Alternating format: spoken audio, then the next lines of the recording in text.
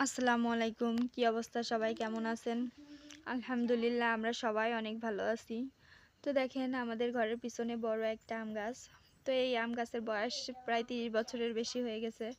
আমরা ছোট থেকেই এই আম গাছটাকে দেখতেছি। তো দেখেন আম গাছে এত পরিমাণ আমের মুকুল এসেছে, পুরো গাছে ভরে গেছে মুকুলে। তো আম গাছটার আম খেতে অনেক সুন্দর, অনেক বড় বড় সাইজের। এখন সময় সকাল ১০টা। আমি চলে এসেছি বাপের বাড়িতে। আমার শ্বশুর বাড়ি যেহেতু কাছাকাছি, আমার বাপের বাড়ি ভালো মন্দ কিছু রান্না হলেই আমার মা আমাকে আসতে বলে। তো দেখেন আমার মেয়েটা কিভাবে সাজুগুজু করে এসেছে। তো সব সময় মাথায় ব্যান্ড তো থাকবেই, হাতে ব্যাগও থাকবে। তো আজকে একটু বেশি সাজুগুজু করেছে। তো দেখেন আমার মা রান্না বান্নাটা গুছিয়ে নিয়েছে। গরুর মাংস রান্না করবে, তার জন্য পেঁয়াজ রসুন বেটে কেটে নিয়েছে।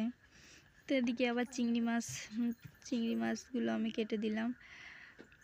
তো আমার মা এখন রান্না শুরু করেছে। এখানে মুরগির মাংস রান্না করছে। তো সব সময় মাটির চুলায় রান্না করে। গ্রামের সবাই মাটির চুলায় বেশি রান্না করে। গ্যাসের চুলাও আছে, তারপরেও সবাই মাটির চুলায় বেশি রান্না করে। তো এদিকে দেখেন আমার ছোট বোন পেয়ারা মাখাবে। তো পেয়ারা মাখানোর জন্য পেয়ারাগুলোকে কেটে নিচ্ছে। তো দুপুরবেলা পেয়ারা মাখা খেতে কিন্তু ভালোই লাগে। তো দেখেন পেয়ারাগুলো মাখানো হয়ে গেছে। পেয়ারা মাখা খেতে অনেক মজা হয়েছিল। তো ঝাল একটু বেশি হয়ে গেছে, কিন্তু খেতে মজা লাগছে। তো দেখেন আমার মার রান্না বান্না শেষ হয়ে গেছে। উনি রান্না করেছে ডিম ভুনা, গরুর মাংস, মুরগির মাংস, চিংড়ি মাছ ভুনা, আর হচ্ছে ভাজি আর পোলাও, তারপরে আছে সালাদ।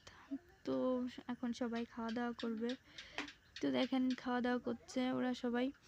তো এখানে আমার ভাই আছে, আমার চাচাতো ভাই, তারপর আমার বোনের বর।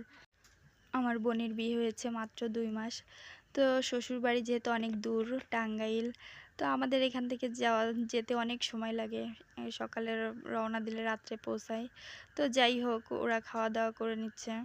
তো এদিকে দেখেন আমার বড় কাকের হাঁসগুলো দেখতে অনেক ভালো লাগে। হাঁসগুলো কি সুন্দর সারিবদ্ধভাবে হেঁটে যাচ্ছে।